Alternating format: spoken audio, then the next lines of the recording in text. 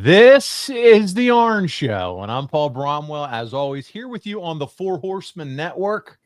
So thrilled to be back with all of you again here, our first show in May. And as always, I'm joined by the Hall of Famer, the founder of the famous Four Horsemen, the creator of the Spine Buster. He's the 1A at Tag Team Wrestling. He's our television champion, my tag team partner. He's Arn Anderson, AA. How are you this week? Like that shirt, dude. And that's Minnesota Wrecking Crew Maroon. I like what you did there. Minnesota Maroon, Wrecking Crew Maroon. I love it. And proud to be an American on my end. Man, I love it. There's so much cool merch. We might as well talk about it. Right in the bottom of our graphic, for all of you that are now joining us, I see the comments are flying in. I want to thank you all right off the bat for being here with us. FourHorsemenShop.com. That's the new site. It was 1T Sport. Done a little bit of transitioning here, cleaning it up. What has been moving, Arn, has been your merchandise, the Four Horsemen merchandise, and it made sense to streamline, give it a name nobody's going to forget, and call it FourHorsemenShop.com. And there's a brand new shirt that was Dominic D'Angelo just designed and added to the store. You can see the bottom picture of this graphic that is now there. Arn, you like the designs clean and simple, and I think this shirt, that shirt, all express what you know and love and have come to love about the Four Horsemen Shop brand, and we're excited about it. Yeah, I think if it's not gaudy, if it's a guy shirt, that's just much simpler. Let's don't cloud it with a bunch of stuff. Let's just go with what in the past fans have liked, have no reservations about wearing. And like you said, just streamline it and give you less things to look at, but things that still you high-end merch. Yeah, doesn't mess with the quality whatsoever. It just gives us just some different variables, and that's it. You got it. FourHorsemenShop.com. At the bottom, you can see the website. Guys, check it out, and a lot of great stuff. Four Horsemen and Arn related. I want to thank Marcus and Dom for all the hard work with the website and the look. Loving it. Arn, I got to ask you, last time we did the show, you were about ready to take off to Indianapolis for that con out there. How was it? How was the expo out in Indianapolis? Well, the amount of people that come through there is unbelievable. I mean, it's like a huge event that nobody knew about except, I guess, the fans. And finally, the last couple of years, we've gotten to attend that thing, and what a show they put on. I can't, tell you how much I appreciated, the guys that put it on, and they did a great job. It was really handled well, and just huge numbers. We had a huge 2 days, and thank you for having us. Appreciate it. Man, that's great. I love it, Arn. It just seems like every time you and I talk, the conventions are increasing. There's more and more conventions. There's a lot of activity. Wrestling has never been hotter, it feels like. And a good litmus test is these fan conventions and expos. And they're coming out in droves, supporting guys like you, Brock, and other legends in the business. And I'm just so thrilled to hear just how busy you are when you're attending these things. Oh, yeah. It's and it helps having the books and the hats and the stuff that's right there in front of them. They finally caught on. Most guys are hat guys, and those are really catching on. In the books, some of the kids, because they are in comic book form. Yeah. Even though it's an autobiography, they're drawn to that. Sure. So yeah, it's really been good for us, and we appreciate it. Now, Arn, we'll talk about Brock, some of his appearances here in a minute, but I wanted to touch on a few of your upcoming appearances. May is a pretty nice month for you. Get a little rest, relax, watch some baseball. The Braves are still battling back, trying to get up the standings. Is that a sore subject still, or are you still enjoying watching some Braves baseball? They're digging themselves out slowly but surely. They just got to score some runs, Yeah, I'm still watching them faithfully, and the pitching is doing better than you would imagine. the starters are going 5 innings. Maybe they'll dig themselves out and get some of our guys that are injured, some of our studs, Ozuna, or was it Acuna? Ronald Acuna, yeah. We need him back badly. We need Strider back, pitching badly. Yeah. Get a couple of those guys back. It may start coming together. Well, as you do that, as you enjoy your May, we head into Memorial Day and things like that. Then coming back out of that, your business is going to pick up for the Andersons. And I'm talking about you and some of these shows. You're Heddenberg, and I know you're excited about this one. Spartanburg Memorial Auditorium, Friday, June 9th. You're going to be in the corner of CW, Brock, and George South against the Mortons, Ricky and Kerry, and Robert Gibson. I mean, come on now. 6-man bunkhouse match, steel. What is going on? Bret Hart's going to be there. This is a big-time event. Well, it's a great town, and they deserve a big event. I mean, it's loaded. Look at the star power. Mm-hmm. And Spartanburg throughout history has been one of those. If you work for Jim Crockett Promotions and people ask you what was one of the regular towns that, Greensboro comes up, Greenville, but Spartanburg, we did TV taping probably twice a month. Mm-hmm. So it's a big venue, a lot of history, and should be packed out. I have no other thing except to say I'll be very surprised if they're not out the door and around the building. Check it out, btwtix.com. And as you can see here, meet Bret and all the stars from 5 to 8 p.m. And then the bell time is at 8 o'clock. So it should be a great show. And then you're staying on the road and heading to Beckley, West Virginia for the Bash in Beckley 5. And you'll once again be in your son's corner, and Ricky will be in Kerry's corner. When this goes on, Arn, do you know automatically, could there be some chicanery with Ricky outside, you outside on the other? I mean, what's going on here? Is there going to be some kind of a father's mix-up possibly here at something like this? Well, I won't say that any, what'd you say, chicanery? Yeah. I know a big word to start the show. I know it's an honor to be in this match with the Mortons. Ricky Morton is one of those guys that will go down in history as something special. You put selling and creating your opponent and all those things and drawing the fans in. A picture pops up of Ricky Morton. His son's doing his due diligence and really, paying his dues and doing a lot of traveling, getting a lot of reps. So it's one of those, the Andersons and the Mortons, could be a instant classic. Who knows? Sure thing. Make sure you guys check it out. Saturday, June 7th, Beckley Raleigh Convention Center in Beckley, West Virginia. Sure to be a night that you won't forget. Arn, and I know there's going to be some friends of ours that will be in attendance that watch the show. So really excited about that as well. And then we're going to skip forward a little bit because I am excited to personally be in attendance for this one. And that is the Gathering 6, a new beginning, July 30th through August 3rd, Hilton University Place. Arn, that's with T-Mart Promotions. You can check it out, tmartpromotions.com. He's been active, throwing up a lot of new talent that's going to be there. But you and Brock will be there. I think Brock's wrestling.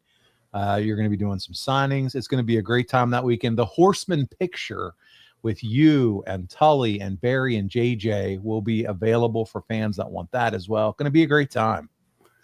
Yeah, it sure is. And, it's like these Horseman conventions are going to be few and far between. They're winding down, guys. We're not getting any younger. So it's one of those special, Charlotte is, you say Four Horsemen, Charlotte, North Carolina is first thing pops in your head.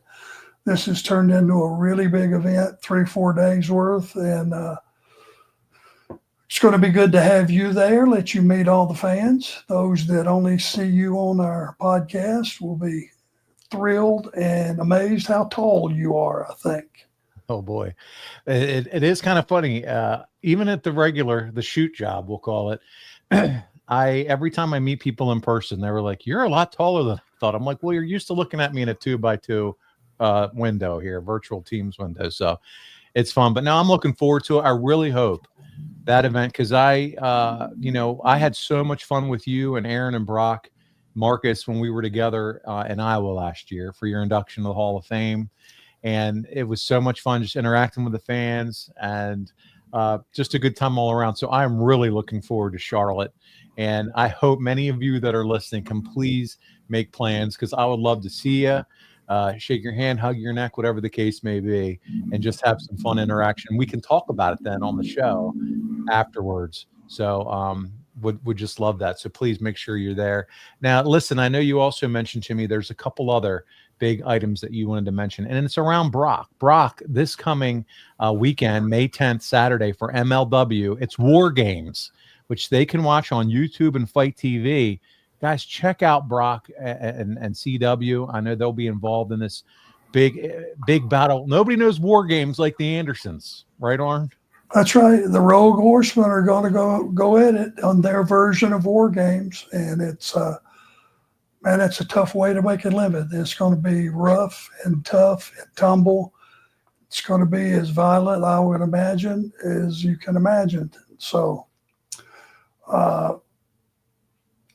that's coming up right away. And Chicago is one of the beautiful city that has supported wrestling so much over the years for virtually every company that works there. So I expect no less than a sellout, and Brock's first War Games. So it's a big deal.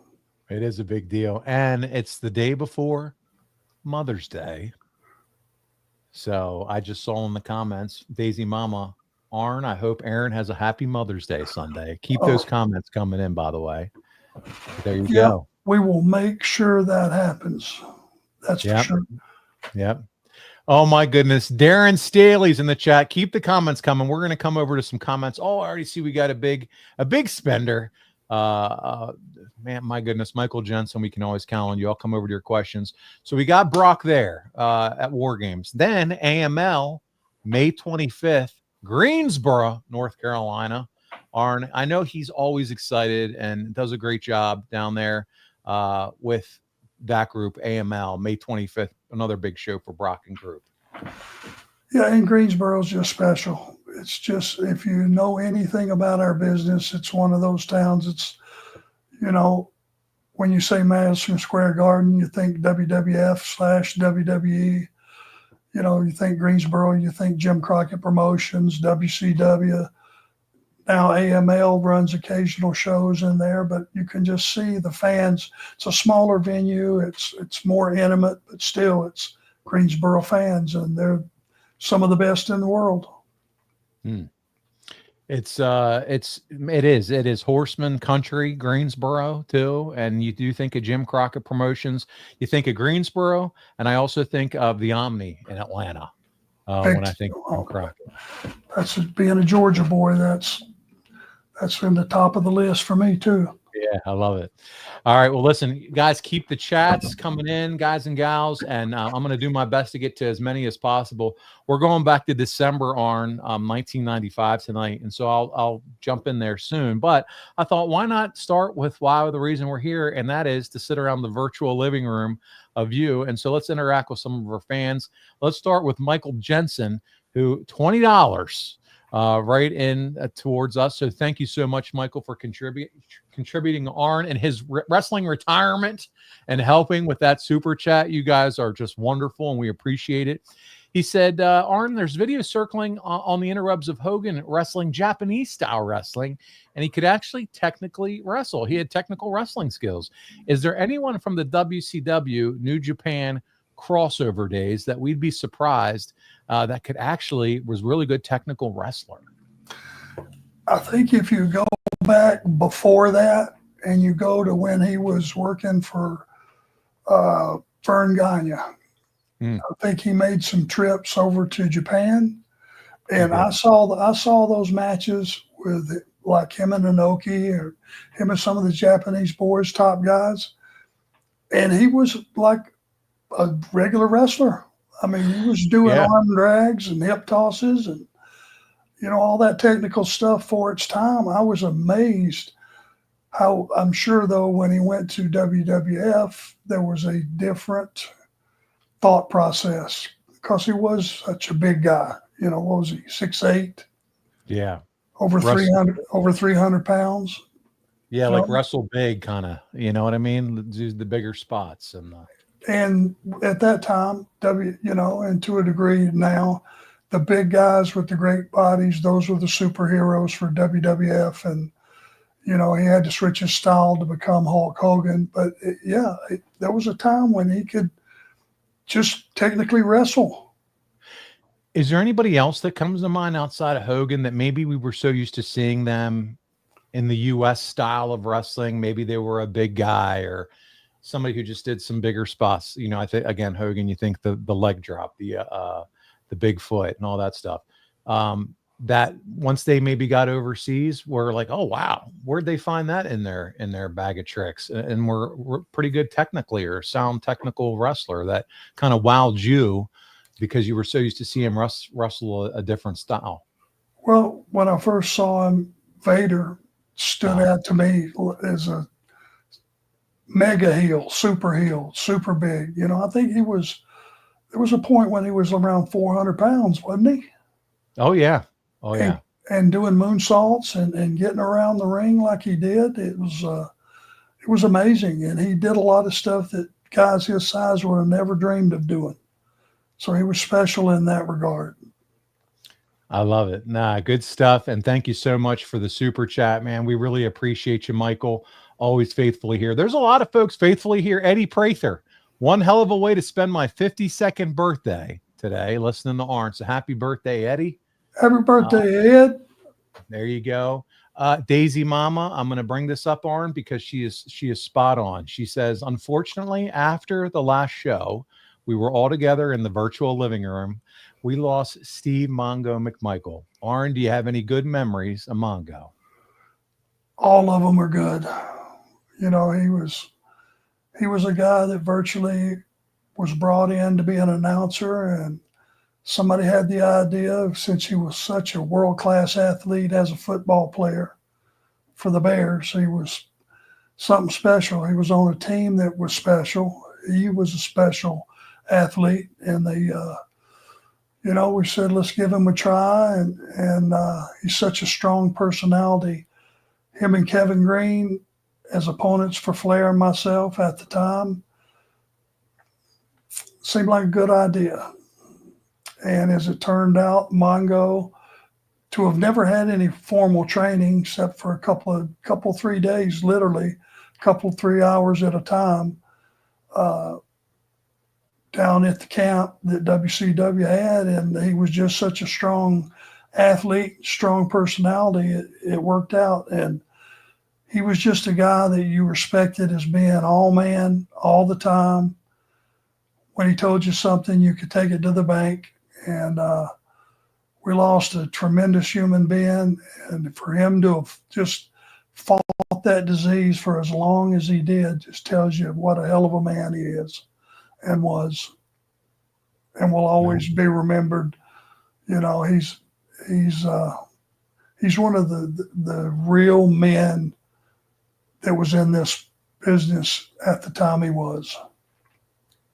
You said it well, Arn, too. And while you were talking about him, you're right. Not only was he athletic and what he could do in the ring with the limited training, but what was so big about him was his personality on the mic. He adapted to wrestling and entertaining instantly because he had that larger than life persona and was able to carry it over through. He obviously did the commentary, had his little Pepe dog talking with Bobby the Brain Heenan and all the quick hit one-liners and things with him, but then right into the ring and talking crap, cutting promos, all the good stuff. It just came so naturally to him. Yeah, I mean, imagine if he would have not been a football player and had started out being a wrestler. Yeah. It could have been no limits to what he could have achieved, I think. For sure. Nah, said so well. Thank you, Daisy Mama. Darth Payne says, hey, guys, it's my 56th birthday on Sunday. Can I get a shout out as a Horseman fan from day one? And he said Mongo was underrated as well. Thanks, guys. So Darth Payne, 56 on Sunday, Arn. Happy birthday, my man. There you go, buddy. 56. That's a big one. Yeah. CG's with us. He's saying hi and making sure we're doing good. Ryan Nodal, our buddy, is here as well. So Scotty Reed, Arn Anderson, what's up, brother? I tell all the customers about the Hershey's with almonds. So Scotty lets them all know. Arn, has it been a while since we haven't talked about Hershey's with almonds lately on the show? A gentleman slipped up to me towards the end of the signing, and Andy, and just went, I almost forgot this, and just handed me a king size Hershey almonds. Oh, I thought I was going to actually escape it, but he got in there right at the bottom, and I appreciate it, guys. It just,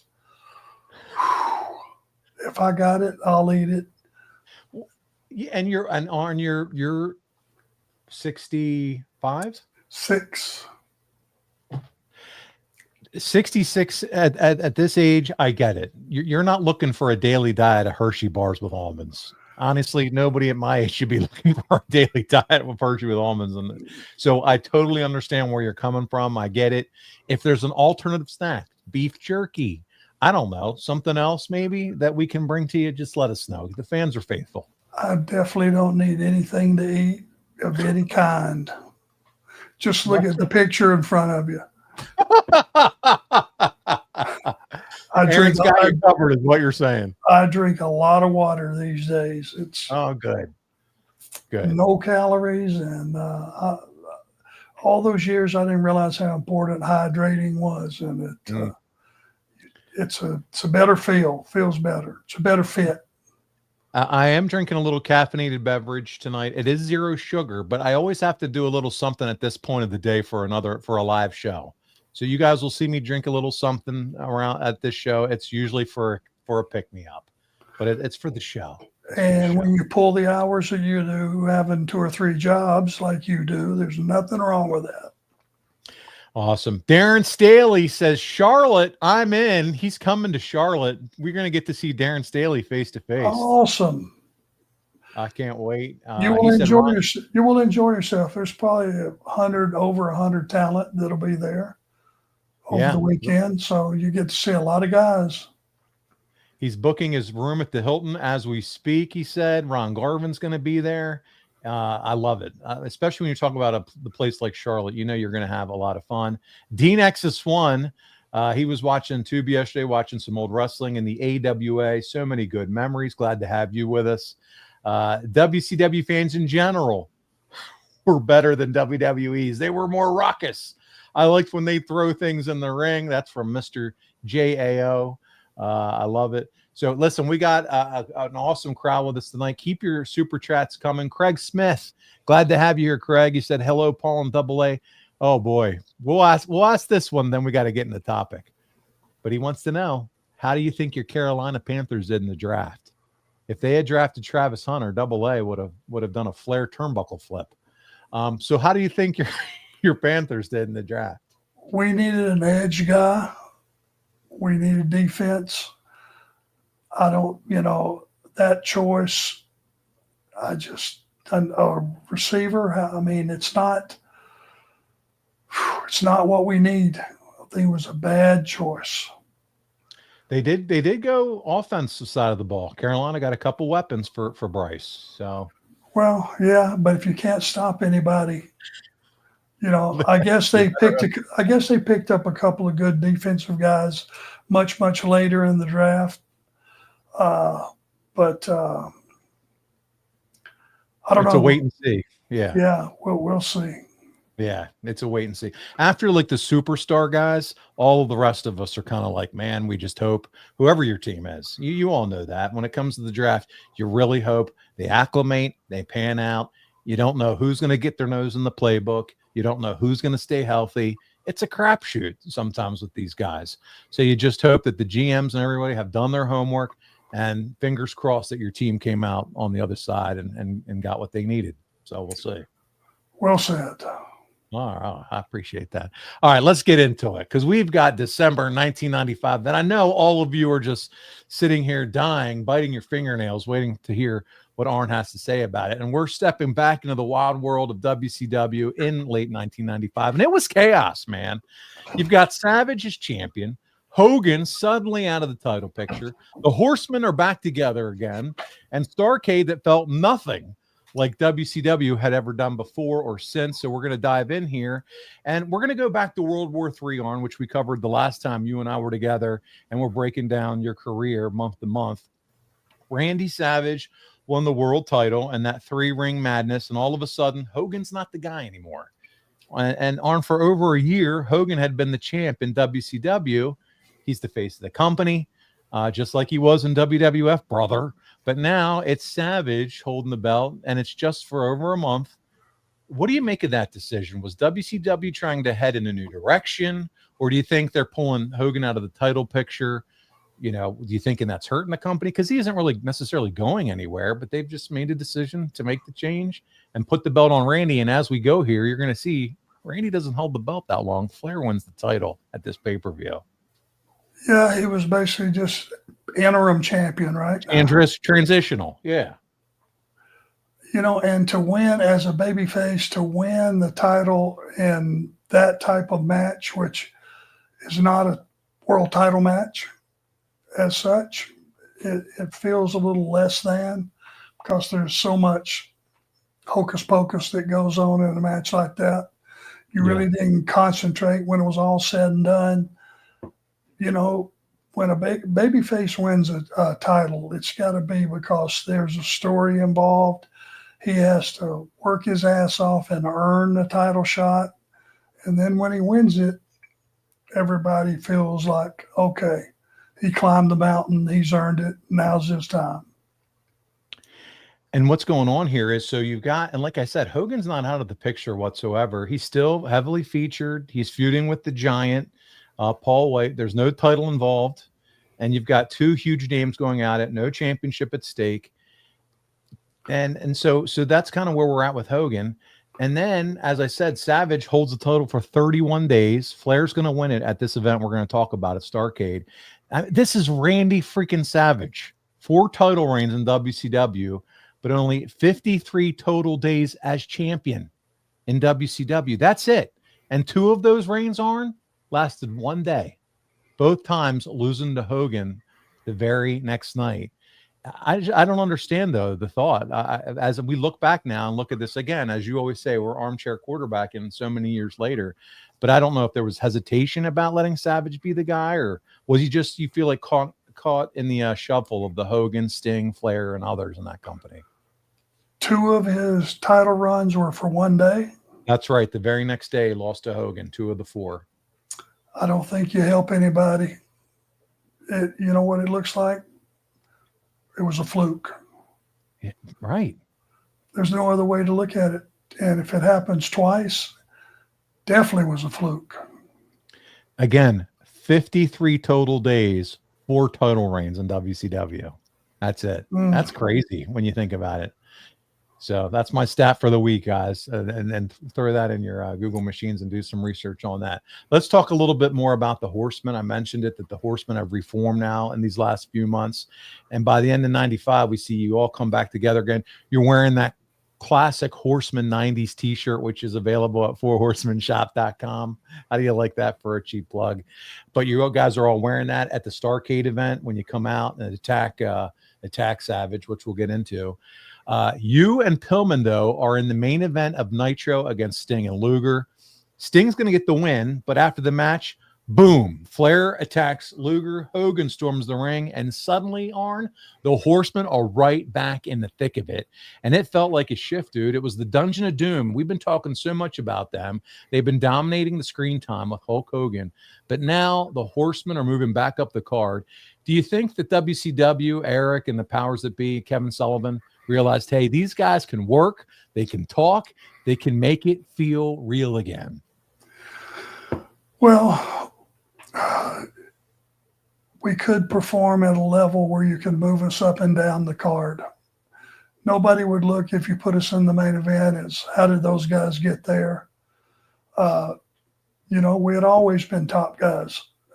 Bringing Pillman along, there was an interesting character. that I'm not sure anybody really figured out for sure. And that was a good addition to the Horsemen. It gave it a different flavor. Mm. I think Brian was one of those guys that was so good at what he did, we will never know, was that Brian or was that somebody playing Brian? Right. Who knows? That's when you know that's when a person is really good at what they're doing. Yeah, when you fool the locker room, or there's at least that doubt that I don't know whether this guy is pulling my leg or is this really him, and which is it? There's an infamous backstage moment here I wanted to talk to you about and see if you can remember this one. It's you, it's Flair, and it's Pillman, and you guys destroy Paul Orndorff with a spike pile driver on the concrete. It's total classic throwback Horseman style brutality, and you're not just beating a guy up, but you're hurting him. Why was Orndorff the right guy for that moment? Did he pitch the idea for himself? Because he's involved backstage at this time. And do you remember that old school kind of violent attack back then? I don't remember, other than, you know what? I don't remember what the reasoning was. Yeah, it was good, Arn. It was good. Other than if I was writing that show, I know he would pull it off. He would do the right thing. He would do it professionally. And he was a huge star. Paul Orndorff was a big deal for a long time. And people seem to forget just what a big deal he really was. Again, it brings back that serious brutality of the Horsemen and gives you guys an edge again, which we haven't seen in quite a while. And then a week later, you're in the ring with Ric Flair and Brian Pillman, and out come Jimmy Hart and Kevin Sullivan. They call Pillman, ready, a loose cannon, and warn you to keep him under control. How's that for adapting and naming somebody? You fire back with the perfect Horseman line, and you said, quote, "If you go looking for him, you might find me and Flair." Arn, was that the moment designed to stir something up between the Horsemen and the dungeon, or was that just a fun way to plant tension between the heel factions? It was the moniker that we had from going back to Jim Crockett Promotions. If you jump on one of us, you jump on all of us. And that was just a reminder that exactly what it means. If you jump on one of us, you jump on all of us. So you have, you and Rick and Pillman and Benoit, again, very talented. Everybody's intense. It's a new life into the group of the Horsemen. And, at this point, there's a lot of nostalgia with the Horsemen, but these four individuals that made up the Horsemen, man, it just felt fresh, and it felt like a new dawn, a new day for the Four Horsemen. Like I said, you're all wearing, the three of you at the end of the show, matching T-shirts and jeans coming down the ring. You look unified as you were trying to take out Savage, and it felt cool. It was almost like a couple little bit of a sneak peek of what the NWO would end up doing in the black T-shirts and stuff. But man, I tell you what, when I watched back Starrcade and watched that last match, I got that cool vibe feeling from the Horsemen. Little touch of nostalgia. Yeah, for sure. Yeah, it had legs. It could have went on and been pushed harder, obviously. And had, a longer run. But again, it was what it was. We were following orders. Let's talk a little bit about Starrcade 1995. Again, encourage all of you to continue to throw your chats in and your questions, and I'll come over as we go through some of this, and we'll ask Arn some of your questions. But it takes place in Nashville, Arn, Municipal Auditorium. It's the second year in a row that they're doing that in Nashville. This is December 27th, about 8,200 fans, over 6,000 paid. But the real story was the setup to this whole deal. And so I'm going to loosen some cobwebs here for you because, again, this is a long time ago. We're talking 1995. But WCW and New Japan had been working closely. And before World War III, you, Flair, Sting, the Giant, and the Nasty Boys all worked a 2-day card over in Japan. You and the Giant teamed up in Tokyo and got a win over Hashimoto and Yasuda. And then the next night, you and Flair teamed up against Sting and the IWGP champion, the Great Muta, in a true dream match. And so seeing what's going on over there, Bischoff and Sonny Ono get together, and Bischoff pitches the idea to WCW about, hey, why don't we do a WCW versus Japan style tournament at Starrcade to rebuild the relationship that Bill Watts had damaged years earlier. And man, it was wild. They did 7 matches on here at this Starrcade. It was WCW versus New Japan, all labeled international bragging rights. There was a cup. Whoever won got a huge cup. And as I go through the results, I'll show a picture of it. But do you remember anything about the planning or this event, or when you first heard about this idea? Were you excited, confused, or just, hey, I'm along for the ride, creatively, whatever we want to do? Well, the thing that I remember very clearly is being partners with the Giant. Oh. And Yasuda was their Giant. He was really big in stature and size, and they used him like a giant in Japan. Hashimoto was heavy hitter with big time kicks. And Yasuda, we built the match, Hashimoto and myself, if I remember correctly. Finally, I got banged around pretty good. In came Yasuda. He bounced me around like a giant should, and I set the tone for the tag to our Giant. I didn't know he was going to shoot up to the top rope and drop kick off the top. Wow. And I'm watching, and I was in this moment of disbelief. And if you could have heard it, the Japanese audience, when they see something like that, it's like the reaction is like, ooh. It's like disbelief, but it's like a whole different reaction. And he hit that. I looked at Yasuda's face when the Giant jumped off the top, and his eyes were like saucers. Like he couldn't believe what was coming either. And it was one of those deals that I'm sure they will, if you were in attendance that night, you will always remember that as a Japanese fan, because it was something, I mean, Paul's a Giant. For God's sake. Giant, the Big Show, Paul White. I don't care what you call him. 7 foot, what, 2, 3, 4? 400 something pounds, but symmetrical. It wasn't that he was just had a big ass or big legs. He was a symmetrical guy. Yes, symmetrical giant. So true. That was just like really a giant. I mean, listen, I've been able to meet him and shake his hand. Me and my brother, a long time ago, we met him back in the late 90s at a WCW event. And there's a picture where he puts his arm around my brother's shoulder, and his hand looks like a catcher's mitt or something. Oh. It's massive. Absolutely. And he climbed to the top rope and jumped off with a drop kick. And until it actually went down, I must have had I wish there was a picture of me during this. My jaw had to be on the ground. I was seeing it. What is he going to do here? I couldn't believe it. Think about it, Arn. The only exposure you had to giants at this point in your life was your favorite giant, one that you would often consider a teddy bear, Elegante. You know, that's the only exposure that you had to. And when you think about move cat quickness, that way far away from what the Big Show or Paul White or the Giants doing here. You got me relaxed. You got me in the groove of talking to our fans and enjoying myself, and then you hit me with a nut shot. Are you proud? I came up with the old shot under the. Oh no, it was better than that. It was a punt. It was a punt. Not the uppercut. It was a standing right in front of me punt right in the. You were standing spread eagle, and I just laid it in like a triangle. Oh, you're vicious. I'm just, the comparison is for you. That's why you were so dumbfounded to see a 7-footer do something like that. All you ever knew before was our other buddy that we don't like to talk about. Oh, so good. So listen, sounds like a great time, unbelievable memory. And I knew some of this would start to spark some of those memories.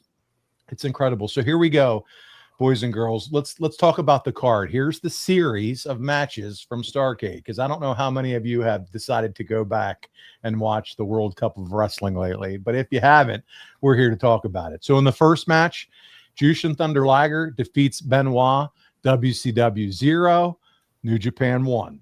Then we move on. Kanemoto over Alex Wright, New Japan 2, WCW 0. Am I building up the cliffhanger here of who wins, Arn? Are you excited? It's not looking good I'm right now. listening intently. Then we have Lex Luger. All right. And this is where I have a little bit of fun here. Lex Luger comes in, and man, he's facing Chono. And let's guess who wins this one. Who do you think wins this one by the picture? I would say Luger. Luger does win. It's WCW 1-2. All right. I don't have a picture of the next match, but it is Johnny B. Bad in the next match. He wins by DQ over Masa Saito. It's 2-2. But then we have Eddie Guerrero. All right. Eddie Guerrero is up next. He's in a match with a gentleman with the last name of Otani. No, not our famous Dodger player, but another Otani. And for the result here, what do you think?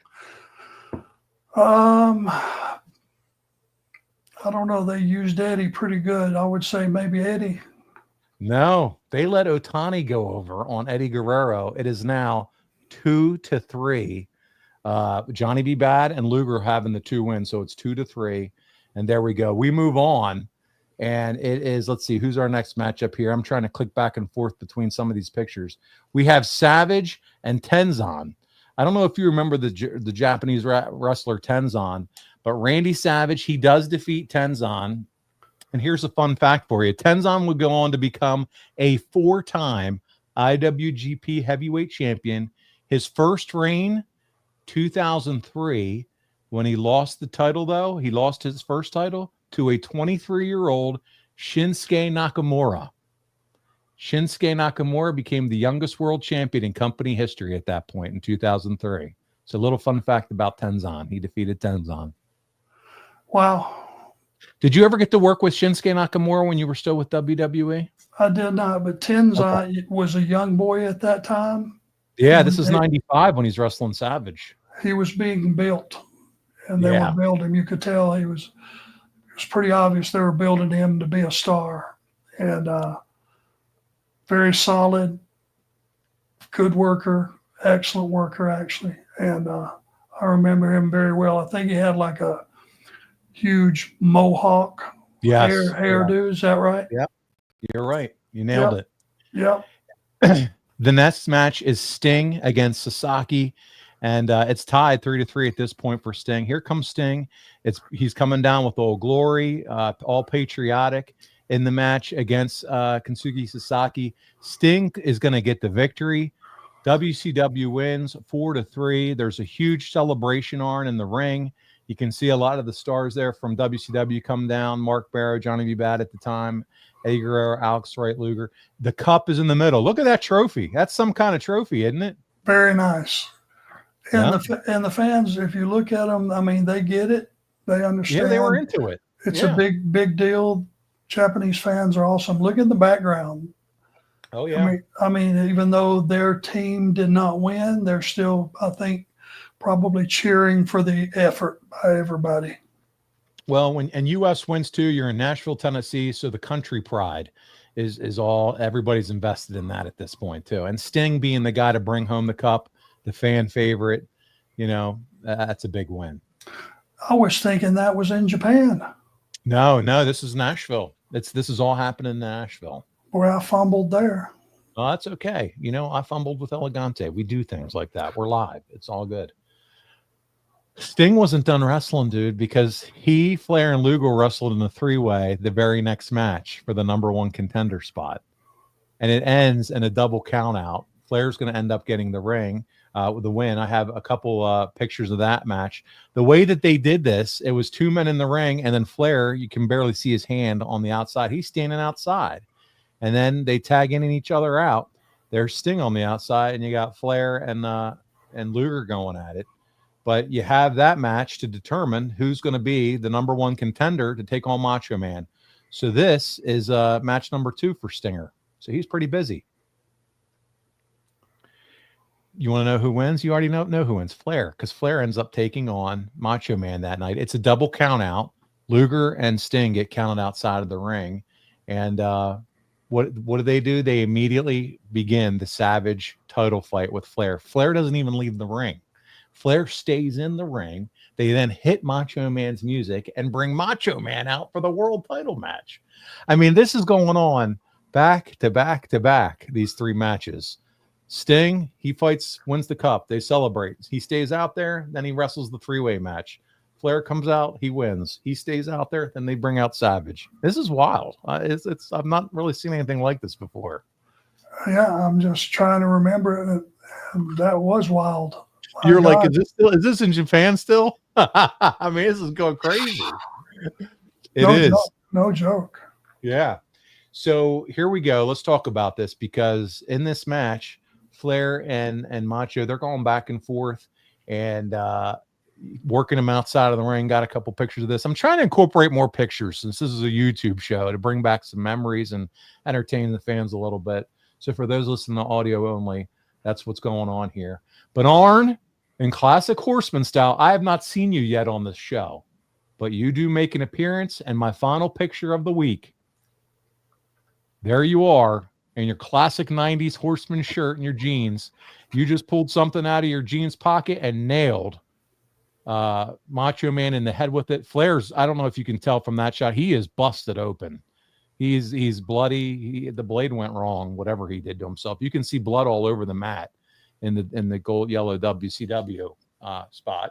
But you nail him, the ref's backs turn, and Flair's going to pick up the win and win the championship. But you're heavily involved in this outcome, my friend. As I was in most of Flair's defenses. They called it the 12th, his 12th world title. Shivani did there. So fun show. Flair's back on top. Buddy, the Horsemen are back on top.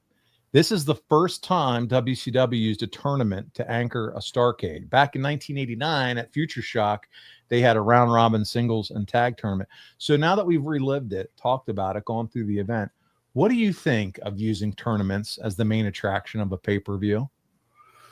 I don't like it. I think title matches should stand alone. It should be one-on-one, mano-a-mano, and be built that way. And to be honest with you, if you're going to make a guy coming out of a world title match, you need to lay off of the run-ins and have a match, have a winner, have a loser, and have that guy somehow win with his hold. Yeah. That's how you elevate a guy. It's not with these massive run-ins and all these things that go on. It's, you're trying to take your eye off of the ball for a minute, especially if you're going to beat one of the baby faces, to where it's not so clear. In my mind, it should be crystal clear. On that given night, whatever that challenger has to do, but he does it and earns his way to becoming the champion. My opinion. The other thing I want to talk to you a little bit about, and I agree. The other thing, I feel like this is a huge risk to feature so many Japanese stars. Again, we're in a different time period. This is 95. There's no social media. There's no access to all the New Japan that we can watch now. But we don't have access to those stars like we do today, unless you're a tape trader and things of that nature.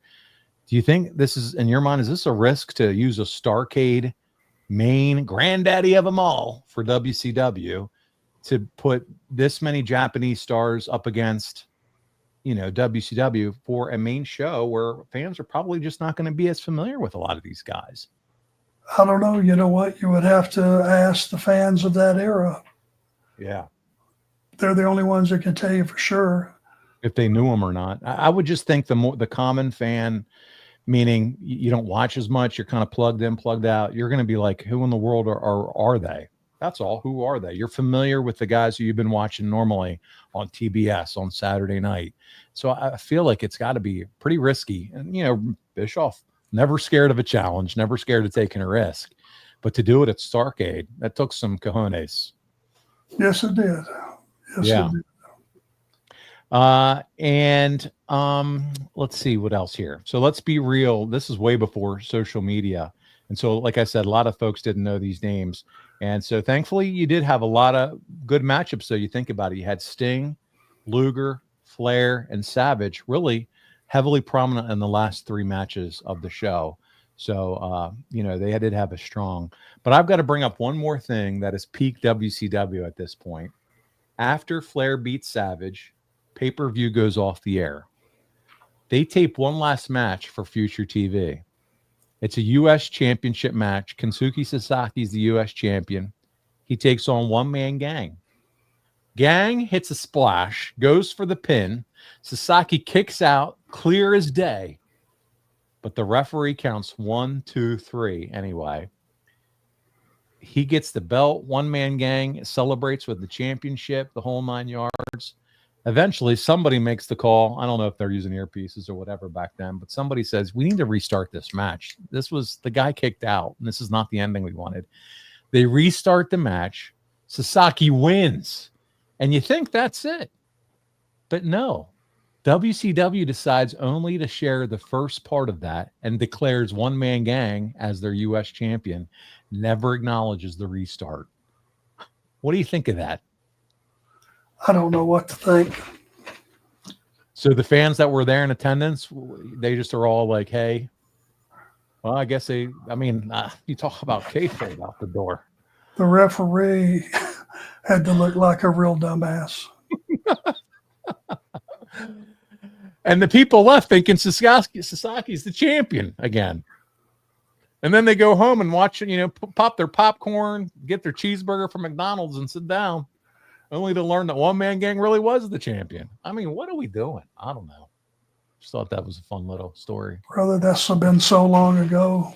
Maybe that's another one of those selected memory things that I couldn't figure out. Or you were already at the Hilton, the Hyatt, wherever. You guys had already had room service on order. You already had your drink at the bar. You guys don't even remember this. Well, nobody would have cared about that match if it was after the show was over. It was after the pay-per-view was over, and they decided to do one more for a future TV taping. God bless Gang. He was a huge guy and a tremendous performer, but I'm not sure that helped him a whole lot. I don't think so either. Listen, it's time to get over to our fans, our listeners. We have some questions. Let me see. Do I have any super chats? Of course I do. And it's Darren Staley. He likes to act up, Arn, and I haven't pre-read it. We're going to throw it on the screen. Since episode 1 of this podcast, I have never disagreed with one of Arn's opinions about wrestling. Well, you know what? That just means you're an intelligent man, Darren Staley. Shows you got a lot of class, a lot of moxie, and very smart. I knew it was going to be good. So good. Darren, we're so glad you're here. We miss you when you're not here. So glad to have you here. Let's see what else we got. Oh my God. I can't read some of these.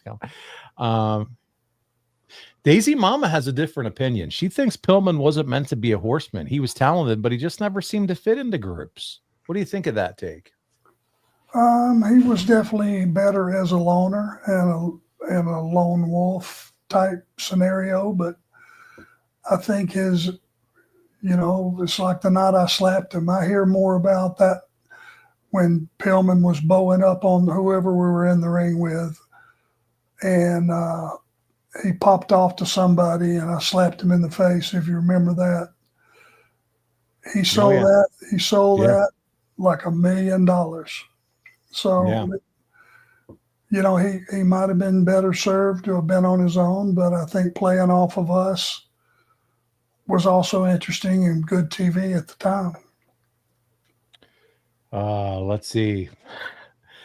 I love some of these chats. Some of this. CG said it's Sting. CG Sting was all over this show, as he should be. By the way, again, just kind of watching Sting here, he was doing the brush back, which looked really good, but he was letting the roots turn brown. If he would have kept that bleach blonde, just brushing back, he didn't need the crew cut. Just the brush back look and keep that bleach blonde. I think that would have been a good look for him, but he was going through his transitionary period where he just wanted to grow it out. And I don't know if you've seen him lately. He's just done giving a shit and doesn't dye anything anymore. And he comes in with a big old white goatee and the paint on around it. And the way Sting's done, he's done with trying to color everything. And I can't say that I blame him. He's earned the right to look any way he wants. Hell yeah. This is the last year he's doing the whole paint gimmick for going around to the different shows. That's what I've heard. That's what I've heard. Yeah. Yeah. Let's see here.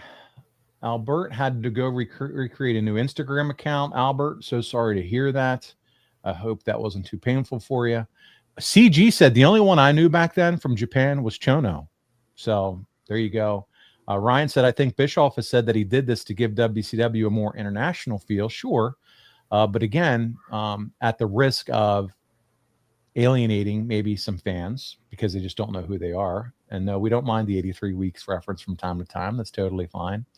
Blair says, Arn, at what point did you realize, this is a throwback question, that the Dangerous Alliance was losing momentum? It was a very abbreviated run. It didn't take long to figure out, even though we had got together what, if you look at it, was a super group. We're the only ones that knew it, and we weren't pushed as such. You know, the reality is we tell the audience who a company is going to push and use and who are the top guys.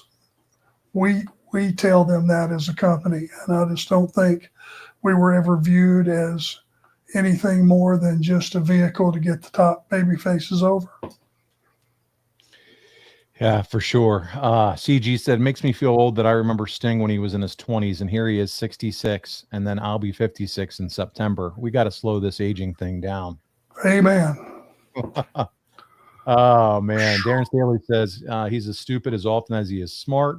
Another amen from Arn and me. Oh my goodness, so good. Arn, this has been a blast. I'll wait and see if we get one more super chat. We'll ask the question. But as we continue to wrap up, guys, don't forget, guys, gals, fourhorsemanshop.com. Really appreciate you supporting Arn. Arn's on the road. He's making the towns, and he's really looking forward to seeing some of you guys. Arn, it's your favorite part of what you do now is interacting with the fans, isn't it? Really is. Just a chance to say thank you for all these years. This is 42 years in the business, and I wouldn't have been able to sustain that nearly without the fans, and much appreciated. Awesome. Listen, we have had a blast. Come back in 2 weeks. Arn, I didn't get to catch you up on this, and I don't know if it's going to be, Aaron, I don't know if it's going to be the next time we get together, which, by the way, are you good for Tuesday, May 20th at 6 p.m.? Yes, I am.